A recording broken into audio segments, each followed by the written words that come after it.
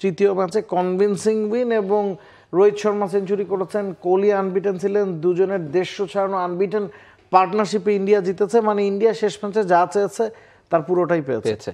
Exactly, ম্যাচটা যেটা জরুরি ছিল এবং তার চেয়ে বেশি জরুরি ছিল মনে হয় রোহিত শর্মার এই সিরিজে রানে ফেরা, তিনি সেটা ফিরেছেন। আগের ম্যাচে সেকেন্ড ম্যাচে রান করেছেন, এবং কোহলির রানে ফেরাটা আরও বেশি জরুরি ছিল, যেহেতু প্রথম দুইটা ম্যাচে তিনি রানের খাতাই খুলতে পারেনি। আজকে অস্ট্রেলিয়া আগে ব্যাটিং করতে নেমে 236 করেছিল, এবং খুব অনায়াসে কিন্তু সেটা বিরাট কোহলি রোহিত শর্মা যখন এরকম পার্টনারশিপ করেন তখন আপনি 236টার ডিফেন্ড করতে পারবেন না খুব স্বাভাবিকভাবেই।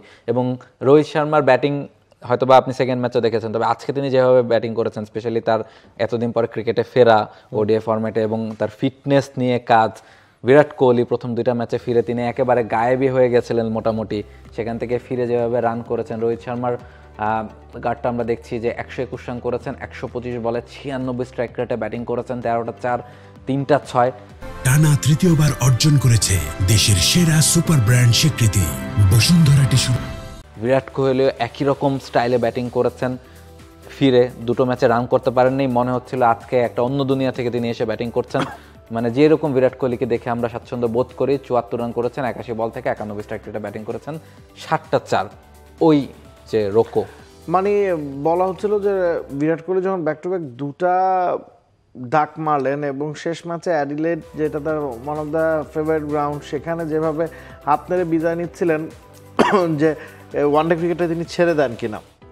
অস্ট্রেলিয়াতে এই দুজনের শেষ সিরিজ এবং শেষটা কিন্তু দারুণভাবেই তারা রাঙিয়েছেন, এবং কথা হচ্ছিল যে গৌতম গম্ভীরের পরিকল্পনা 2027 বিশ্বকাপে এই দুজনের একজনও থাকবেন কি থাকবেন না তা নিয়ে কথা হচ্ছিল। জবাবগুলো ব্যাট হাতেই আসলে দুজন দিয়েছেন, এবং অসংখ্য রেকর্ডও কিন্তু হয়েছে, কোনো সন্দেহ নাই। রোহিত শর্মার যেই গড় এসসিজিতে 90 এবং সর্বোচ্চ 9টা সেঞ্চুরি অস্ট্রেলিয়ার এগেনস্টে, সেখানে টেন্ডুলকারের সাথে ভাগ বসিয়েছেন।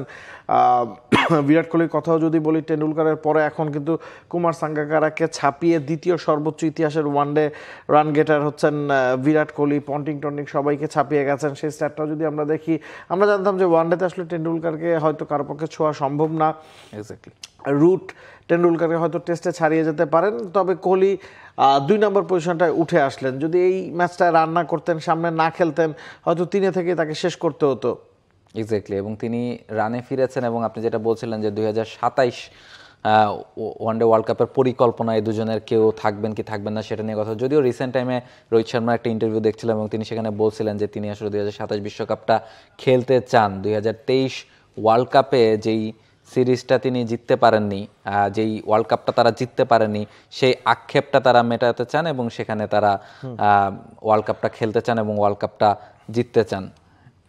আমরা যদি স্ট্যাটটা দেখি, ইতিহাসে সর্বোচ্চ রান সংগ্রাহকের 15,000 কি যেতে পারবেন কোহলি? কি মনে হয় 2027 সাল পর্যন্ত যদি খেলেন সেক্ষেত্রে 15,000-এ যাওয়া সম্ভব। এবং টেন্ডুলকারের 18,426 যে রান, সেটা কিন্তু ওয়ানডে, মানে ওয়ানডে এবং টি-20 মিলিয়ে কিন্তু সবচেয়ে বেশি রান আবার কোহলিরও। টেন্ডুলকার খুব বেশি টি-20 খেলেননি, বা সাঙ্গাকারা, পন্টিং, জয়সূর্যা কেউই আসলে টি-20 খুব বেশি খেলেননি।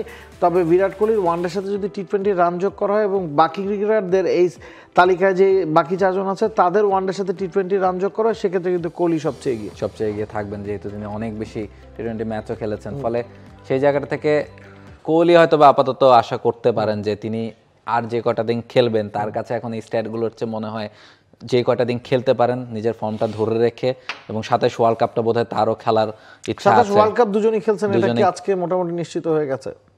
ইন্ডিয়া টিম বলে আমার কাছে মনে হয় যে একটু এখনো অনেক দূর, বলা কঠিন, আরো অনেকটা পথ বাকি আছে। এখন 2025 সাল, 26-27, আমার মনে হয় যে 26-এর শুরুর দিকে বা 26-এর মাঝামাঝি সময় গিয়ে তারা টিমটা লক করে ফেলার প্ল্যান করে ইন্ডিয়া। অন্তত 1 বছর আগে অন্তত তারা চাইবে যে টিমটা লক করে ফেলতে।